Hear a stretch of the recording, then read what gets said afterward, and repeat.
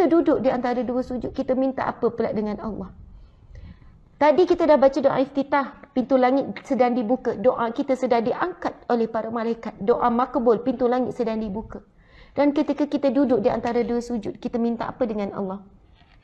Rabbighfirli, ya Allah ampunilah aku. Warhamni, rahmatilah aku. Wajburni, tutuplah aibku. Warfa'ni, tinggikanlah darjatku. Warzuqni, berikanlah aku rizkimu ya Allah. Wahdini, berikanlah aku hidayahmu. Wa'afini, berikanlah aku kesihatan, kekuatan tubuh badan. Wa'fa'ni, maafkanlah aku ya Allah. Subhanallah. Doa antara dua sujud tu tuan-puan sekalian, kalau kita faham maksud, kita tak sempat nak ingat dunia. Semua yang kita perlukan dalam dunia ada dalam doa antara dua sujud, tuan-puan sekalian. Ada dalam doa antara dua sujud. Kita perlu apa? Rezeki. Kita perlu apa? Allah tinggikan darjat kita di sisi Allah, di sisi manusia. Allah tutup aib kita, Allah ampuni kita, Allah beri rahmat kepada kita. Semua ada dalam doa antara dua sujud. Tapi sebab kita baca, kita tak faham maksud. Ustazah, saya bukan ustazah, saya tak reti ustazah. Saya bukannya ada background agama. Buatlah alasan begitu. Buatlah. Kalau anda rasa tenang alasan begitu. Berapa tahun lagi kita nak solat untuk kita faham bacaan dalam solat? Umur kita dah 30, dah 40, dah 50. Adakah kita perlu 50 tahun lagi untuk faham bacaan dalam solat? Solat bukan untuk orang agama, bukan background agama, bukan ustaz-ustazah saja. Solat adalah untuk hamba Allah. Dan kalau kita hamba Allah, tolong faham bacaan dalam solat. Kalau kita boleh belajar bahasa Inggeris sampai kita boleh faham tulisan bahasa Inggeris, kita boleh faham bila tengok cerita bahasa Inggeris, tak tengok subtitle. Kenapa kita hamba Allah, kita tak boleh faham bahasa Allah? Kenapa kita tak boleh belajar dan hafal sikit apa maksud duduk antara dua sujud? Apa maksud Al-Fatihah? Apa maksud At-Tahiyyat? Yang kita baca tu, berapa ribu kali dah, berapa ratus ribu kali ke dah juta kali dah kita baca. Kita perlu berapa tahun lagi untuk kita faham? Beli je lah buku terjemahan bacaan dalam solat. Dalam internet ada terjemahan maksud tahiyat. At-tahiyyatul mubarakatus salawatu tayyibatu lillah. At-tahiyyat, segala penghormatan. At-tahiyyatul mubarakatu, segala keberkatan. Tayyibat, segala kebaikan. At-tahiyyatul mubarakatus salawat, segala rahmat dan kebaikan lillah, bagi Allah. Assalamu alayka ayyuhan nabi wa rahmatullah, segala pujian, salam sejahtera kepada para nabi. Cuba baca doa. Allahumma hdini fi man hadait. Kita baca subuh tadi. Allahumma hdini fi man hadait. Ya Allah, berikanlah aku hidayah sebagaimana orang yang engkau beri hidayah. Wa'afini fi man afait. Ya Allah, maafkanlah aku sebagaimana orang yang engkau berikan kemaafan. Wa'afini fi man afait wa tawallani fi man tawallait. Ya Allah, berikanlah aku petunjuk sebagaimana orang yang engkau berikan petunjuk. Wa tawallani fi man tawallait wa barik li fi ma a'tait. Ya Allah, berkatilah segala apa yang engkau berikan kepadaku. Wa'afini fi man afait wa tawallani fi man tawallait wa barik li fi ma a'tait wa qini bi rahmatika syarra ma qadait. Ya Allah, jauhkanlah aku daripada segala kejahatan, keburukan ya Allah.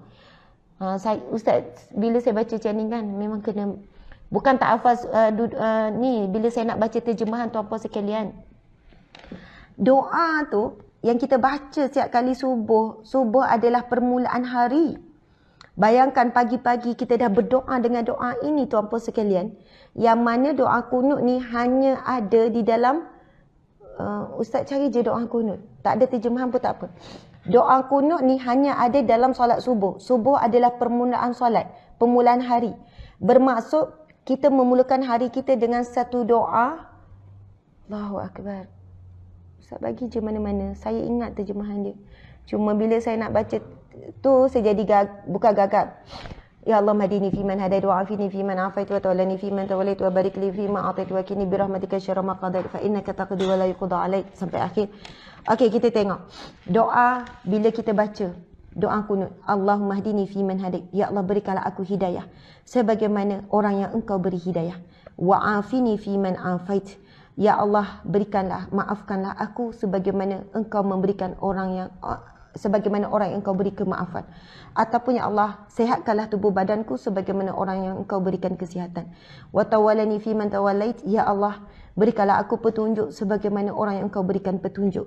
Wa barik li fi ma atait, ya Allah, berkatilah segala apa yang engkau berikan kepadaku. Walaupun sekecil perkara. Allah beri kita apa? Harta. Allah beri kita anak supaya berkat anak tu. Allah beri kita suami supaya suami itu berkat. Allah beri kita berapa ringgit pun berkat. Makan, minum, semua itu jadi berkat. Apa yang Allah berikan pada kita semua berkat. Tuan-puan sekalian, apa saja keberkatan pada apa saja, ia akan ziyadatul khair, memberi kebaikan yang berganda di akhirat kelak. Waqini syarra ma qadait, jauhilah aku daripada kejahatan yang engkau tetapkan. Fa innaka taqdi wa la yuqda alaik, sesungguhnya engkau lah yang maha menetapkan dan tidak ada sesiapa yang memberi ketetapan melainkan engkau. Wa innahu la yazilu man walait, sesungguhnya tidak akan terhina orang yang Allah muliakan. Wa la ya'izu man adait, dan tidak akan mulia orang yang engkau hinakan ya Allah. Tabarakta rabbana wa ta'alait, ya Allah, keberkatanlah bagimu wahai Tuhanku, wa ta'alait, dan engkaulah yang memberikan petunjuk ya Allah. Falakal hamdu ala ma qadait, segala puji bagimu ya Allah terhadap apa yang engkau takdirkan, apa yang engkau tetapkan. Wa astaghfiruka wa atubu ilaik, aku mohon ampun kepadamu ya Allah, dan aku mohon taubat kepadamu ya Allah. Wa sallallahu ala sayidina Muhammadin wa ala alihi wasahbihi wasallam. Sebenarnya kan doa kunutnya ada lagi yang panjang-panjang.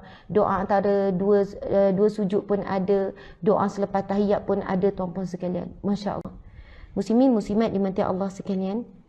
Kita tak baca hari ini kitab ni, minta maaf. Walaupun ini adalah tajuk Riyadhus Salihin, tapi Allah mengizinkan saya untuk mengupas berkenaan dengan zikrullah. Dan setinggi-tinggi sebesar-besar zikrullah adalah doa. Selepas habis kuliah ni, kita ambil wuduk. Jika sempat, jika ada peluang, maksudnya jika tak ada tugas-tugas yang lain, buat solat duha. Kalau tak sempat solat duha, untuk solat zuhur nanti.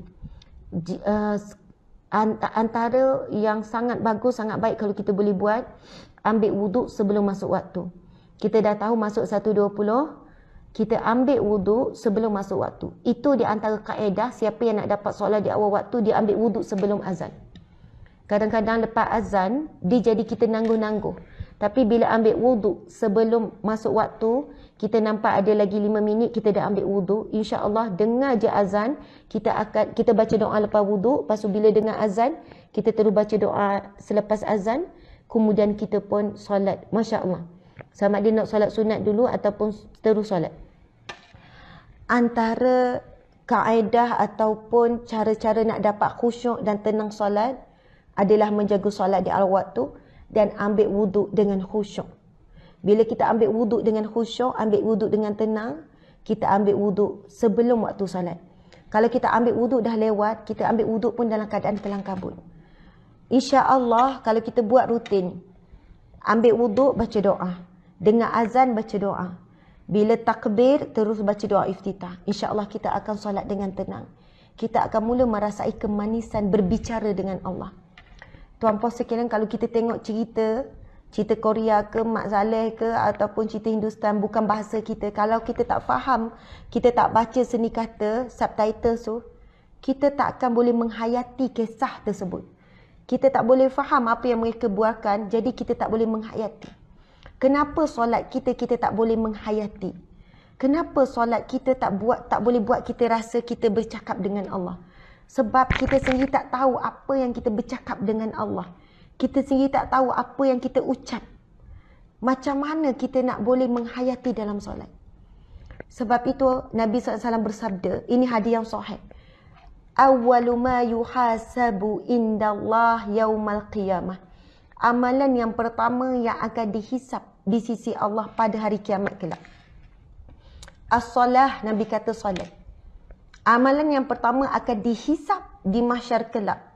Sebelum puasa, sebelum zakat, sebelum sedekah, sebelum haji, sebelum hisap amal soleh kamu, tolong orang banjir, tolong orang sana sini. Amalan soleh kamu, ketaatan pada suami. Amalan soleh kamu, mengandung susah payah melahir. Sebelum amal soleh lain. Nabi kata, awwalu ma yuhasabu indallah yaumal qiyamah. Subhanallah. amalan yang pertama akan dihisap oleh Allah pada hari kiamat. Nabi sebut as-salah, solat. Dan Nabi sambung lagi, apabila solatnya baik, maka solatnya diterima, maka akan diterima segala amalannya yang lain. Subhanallah. Allahu Akbar. Dalam hadiah lain Nabi sebut, jika amal solatnya baik, maka baiklah, selamatlah perjalanan seterusnya. Maksudnya, insya-Allah syurgalah baginya. Amalan lain akan diterima oleh Allah. Tetapi jika solatnya buruk, jika solatnya bermasalah, Nabi kata, maka celakalah dia. Maksudnya, subhanallah, kalau tak selesailah ketika dihisap tentang bab solat, maka celakalah. Na'udzubillah, bermaksud di sini, maka nerakalah baginya. Ataupun susahlah hisap dia seterusnya. Ataupun teruklah dia ketika dihisap. Malanglah, celakalah.